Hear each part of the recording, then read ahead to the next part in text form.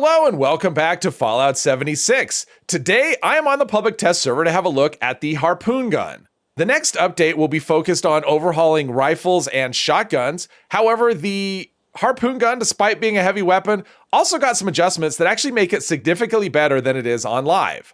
It got an increase in damage, an increase in ammo capacity, and thanks to a perk change, an increase in range as well. So the base damage of the Harpoon Gun was increased by 25%, and the ammo capacity was increased from 1 to 3, and that's pretty big. Instead of reloading after every shot, you get to reload after 3 shots, and that makes a big difference.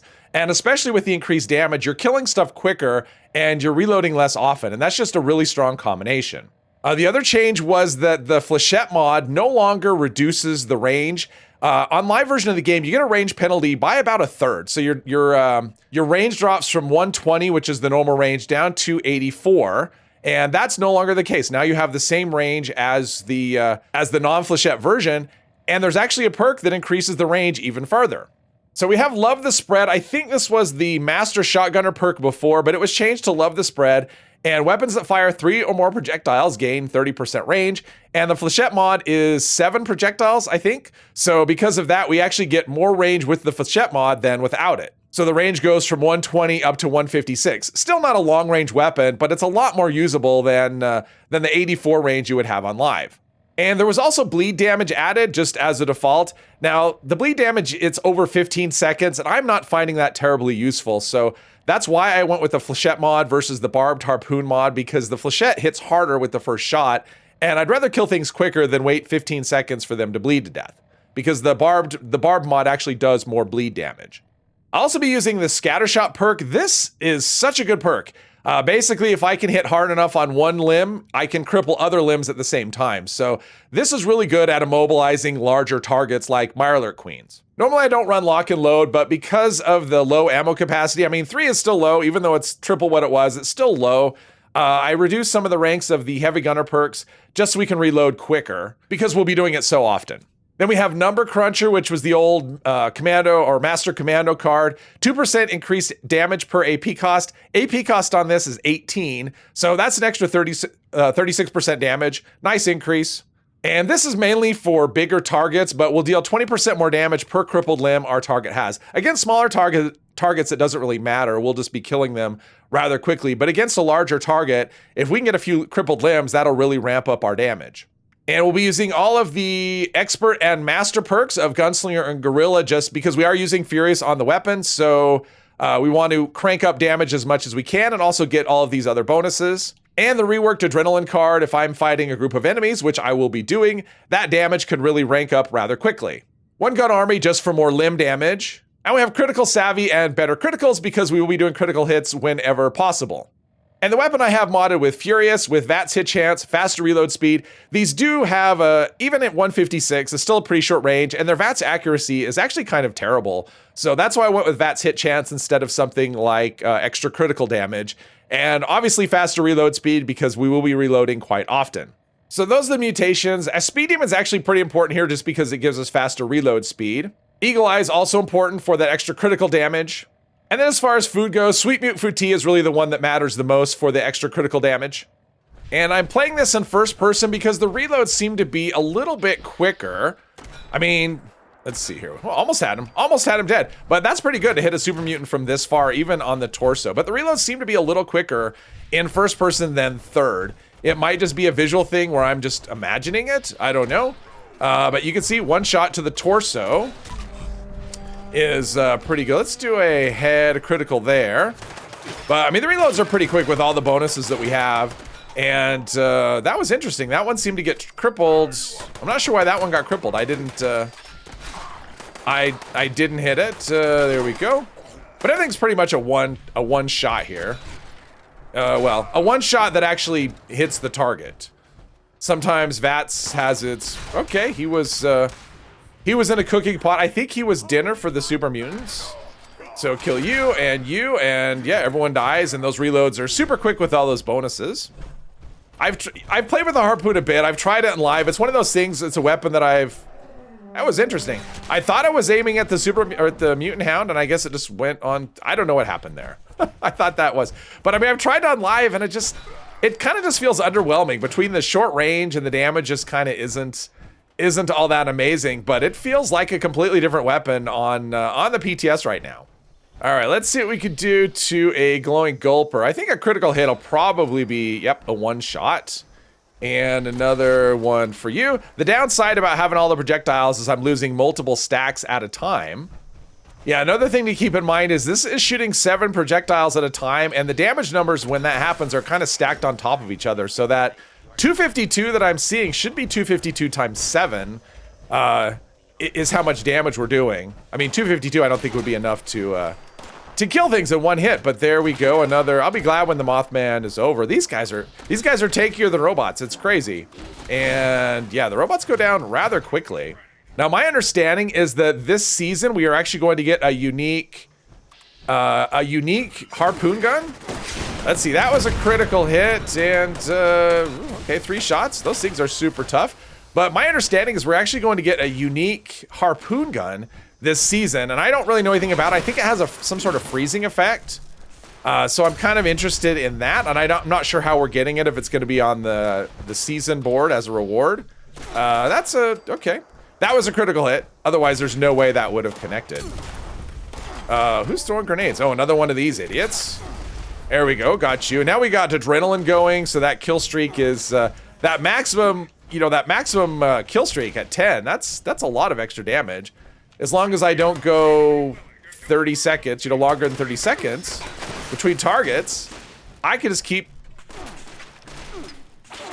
I am just not good at spotting things right now. Is there a target right here? Everything is just okay. I'm blind. That's the thing. That's what's happening. I'm just completely blind. This one is he's not giving up. That one had to take a little second to see if he really wanted to die, but you can see everything is just, for the most part, everything is pretty much a one shot. Maybe not these guys, although with maximum adrenaline, yeah, maximum adrenaline, I'm just hitting like a truck right now. So even Snallygasters, which tend to be kind of tough, I believe they should be pretty much one shots or close, yeah. I mean, just everything. Even though we lose lots of stacks on this, I don't know that it matters a whole lot. Everything is just kind of, yeah, we're hitting headshots, so this is, even center mass. Let's try a center mass just to be different. What does that do? Okay, so center mass is a big difference, a big damage reduction. So we want to hit those headshots, and if we can, we should. All right, there's a Mirelurk King, only level 60, so that's, there we go, another one of these guys. I think he's the other, that was a critical hit. Probably didn't want to use it up on him, but, yeah, hello. He probably took the place of the other Mirelurk King, but that's okay. That's not why we're here. We're not here for the Mirelurk King or the regular Mirelurks. We're here for the Mirelurk Queen. And, yep, spin up. See, they had a minigun, and spin up took, spin up's bad. That's why you want to use this. This is definitely not going to be a meta weapon. That's not going to happen. The ammo, that's not a grenade. That's a grenade. The ammo capacity is too low. Plus, there's delay in between shots. There's like a built-in delay. So it's not like I could fire as quickly as I can pull the trigger.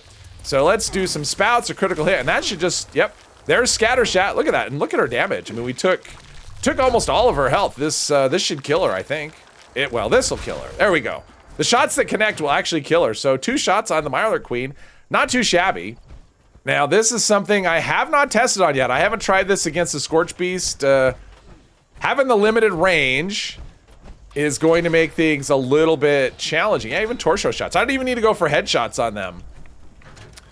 Yeah, it needs to get a lot closer, I think, before I can do anything, I think.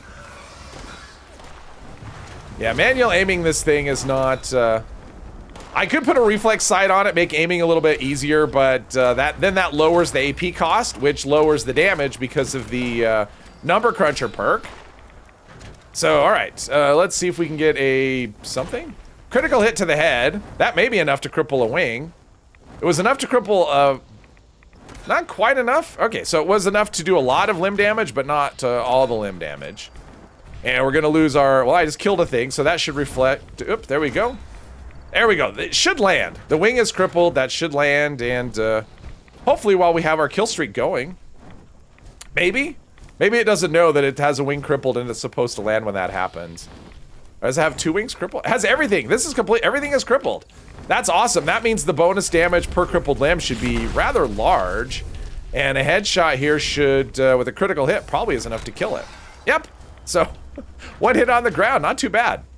All right, so just for fun, I actually crafted a second harpoon gun. This one I made quad because I thought 12 ammo capacity could make it a lot more useful. Obviously, you're going to have less damage because you're not getting furious. And I made it explosive, which is probably not the way you want to run it because it has that bleed damage. You're going to be relatively close to enemies and that bleed damage is going to hit you. And yeah, it can do a little bit of damage to you. And VAT's hit chance is really noticeable when it's not on the weapon. But I just thought, just for fun, oh, and I put fractures as the 4-star as well. So this should be good for lots of explosions, but you're gonna have to be really close to the enemies to hit them at all. Let's see, do a torso shot. And we crippled a bunch of limbs, so that's when we get the explosions on it, so.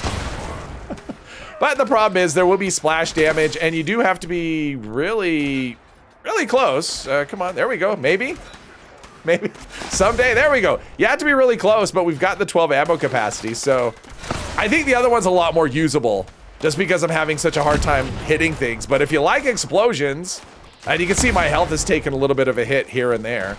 If you like explosions, I do have Demo Expert maxed out, by the way, and Grenadier running.